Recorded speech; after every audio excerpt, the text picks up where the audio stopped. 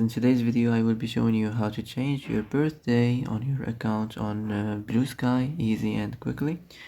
So first of all, enter the application. Now click on these three lines up here and then go to the settings. Now as you see here, you will find accounts, click on it. And now here you will find edit birthday. So birthday, click on edit. Now you can edit it as you like.